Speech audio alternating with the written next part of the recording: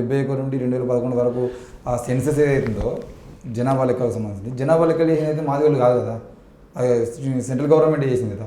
Yes. ఇప్పుడు senses ఆఫీసర్ను కూడా కలిసినాం.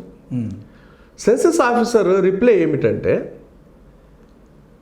మేము సెంట్రల్ గవర్నమెంట్ ఆధ్వర్యంలో జనగణన చేస్తాం, ఇది వాస్తవమే, కానీ ఆయా రాష్ట్ర ప్రభుత్వాలు వాళ్ళు చేసేటటువంటి సర్వే ఆధారంగా వాళ్ళు చేసేటటువంటి గణన ఆధారంగా మేము రికార్డ్ చేసుకుంటాము. ఓకే, ఇక్కడ మా డిపార్ట్మెంట్ మిస్టేక్ అనేది మేము ఎక్కడ చెప్పలేము దీన్ని అనే సమాధానం ఇచ్చాడు. ఇక ఆయా రాష్ట్ర ప్రభుత్వాలు ఎందుకు చేస్తున్నాయి? Dead Ambedkar is more dangerous than live Ambedkar. ఈ అంబేద్కర్ను మోస్తున్నటువంటి జనాన్ని నిర్వీర్యం చేయడానికి వేసినటువంటి స్కెచ్ ఇది. ఉమ్మడి ఆంధ్రప్రదేశ్లో నేను జనన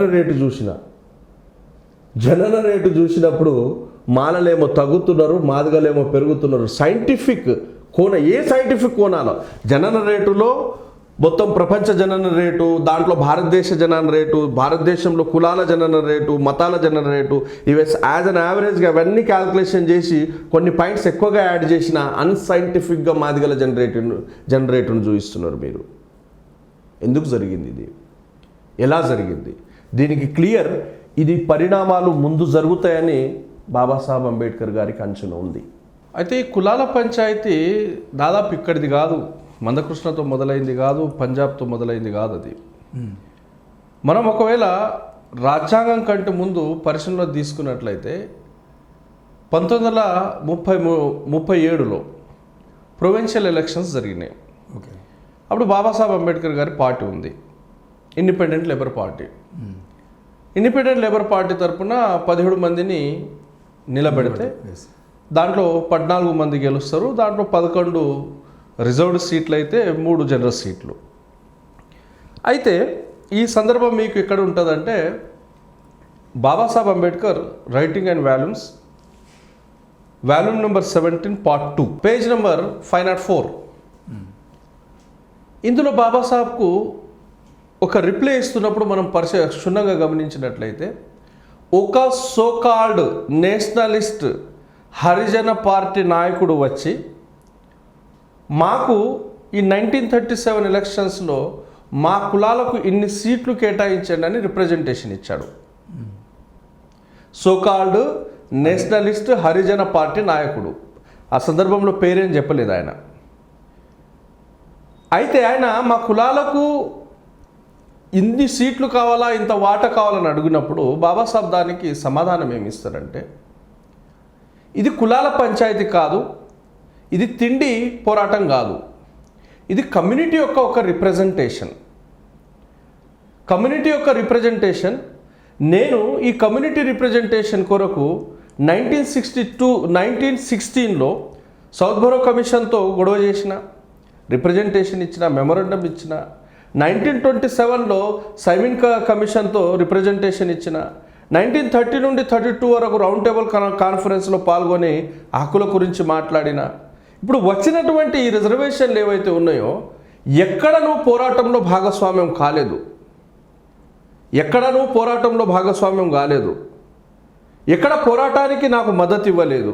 పైగా నాకు సిద్ధాంతపరమైనటువంటి వ్యతిరేకత ఉన్నటువంటి గాంధీ పక్కన చేరి ఈరోజు అవకాశాలు నా కులానికి కూడా దక్కాలని అడుగుతున్నావే, నీలాంటోని నేను పిక్ రన్ థీవ్ అంటాను అని అన్నాడు. అవకాశవాద దొంగ అంటాను. నేను మహాచెరువు పోరాటం చేసిన, నువ్వు ఉద్యమంలో పాల్గొనలేదు, నాకు మద్దతు ఇవ్వలేదు. నేను నాసిక్ పోరాటం చేసిన, నువ్వు ఉద్యమంలో పాల్గొనలేదు, ఎక్కడ పోరాటం చేయలేదు, నాకు మద్దతు ఇవ్వలేదు.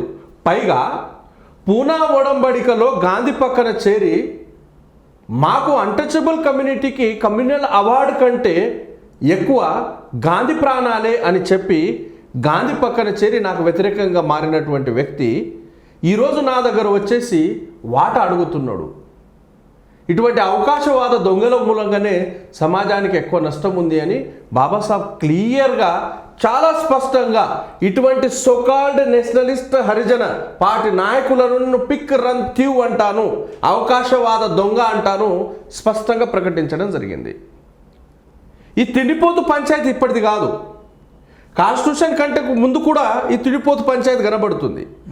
అంటే నేను ఏమంటున్నానంటే రిజర్వేషన్ యొక్క బేసిస్, క్రైటీరియా, ఫ్యాక్టర్, మూలాలు అవన్నీ కూడా సామాజిక వెనుకబాటుతనంతో పాటు విద్యాపరమైనటువంటి వెనుకబాటుతనాన్ని క్రైటీరియాగా తీసుకొని సమాజంలో సమానత్వాన్ని సాధించడానికి పెడుతున్నారు. మీరు క్వశ్చన్ ఏమేస్తున్నారు? చాలామంది ఏమడుగుతున్నారు? అదర్ దాన్ కులాలు ఏమడుగుతున్నారు? వాళ్ళ వాట వాళ్ళకి ఇస్తే నష్టం ఏంటి అని అడుగుతున్నారు. ఇది వాట పంచాయతీ కాదంటున్నా. ఈ తిండిపోతు దొంగల ముఠా చేసే ప్రచారము ఇది తిండిపోతు పంచాయతీ కాదు అని స్పష్టంగా చెప్తున్నా. ఇది కమ్యూనిటీ యొక్క రిప్రజెంటేషన్. వాళ్ళు కూడా ఇప్పుడు మాకు ఉద్యోగ అవకాశాలు, విద్యా అవకాశాలనే కావాలంటున్నారు కదా. ఇప్పుడు మీకు ముందుగా ఇప్పుడు వచ్చినాయా రాలేదా? ఒకవేళ మాలలు నిజంగానే తక్కువనే తిని ఉంటే, ఒకవేళ నిజంగానే మాలలకు తక్కువ అవకాశాలు వచ్చి ఉండేది ఉంటే మీరు చెప్పచ్చు కదా. దానికి అడ్డుకోవడం మీకే తక్కువ ఉండి మాదిగలకి ఎక్కువ ఉన్నప్పుడు మరి మీకే అవకాశాలు దొరుకుతాయి కదా. ఇప్పుడు విషయం ఏంటంటే ఫస్ట్ ఆఫ్ ఆల్ నేను ఇది సబ్ కేటగరైజేషన్ అన్కాన్స్టిట్యూషనల్ అంటున్నా. ఓకే, ఇంకా నాకు వస్తాయి నీకు వస్తాయి అనేది కాదు.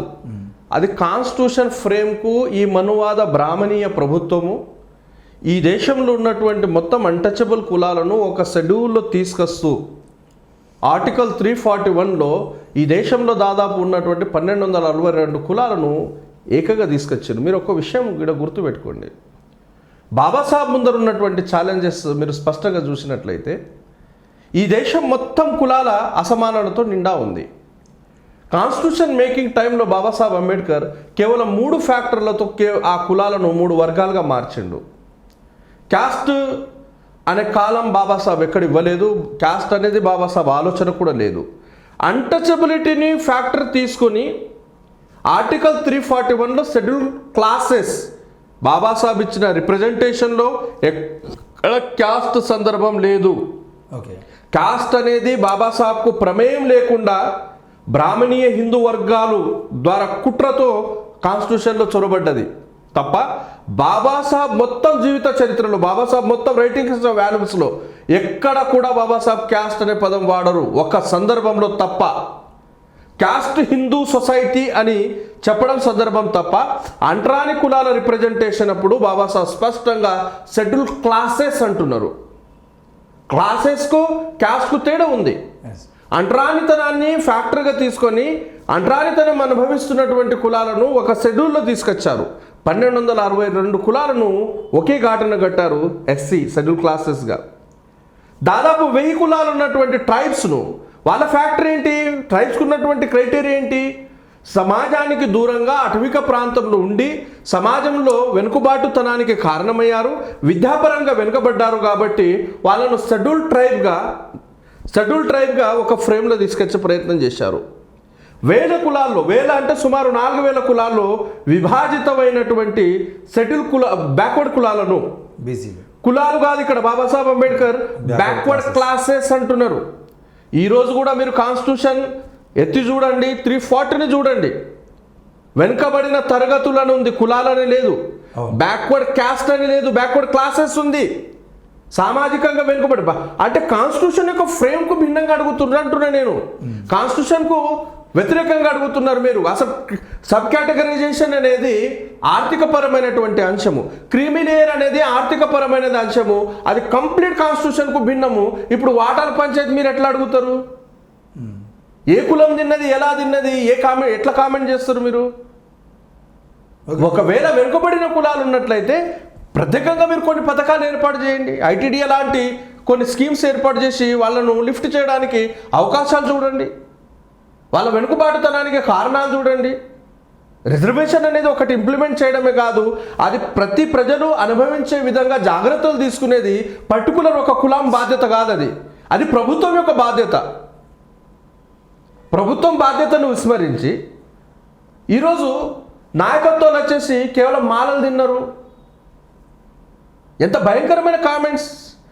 మీదే ఇంటర్వ్యూలో ప్రోగ్రాంలో చూశారనుకుంటా. 75 సంవత్సరాల నుండి మాలలు దోచుకున్నారట.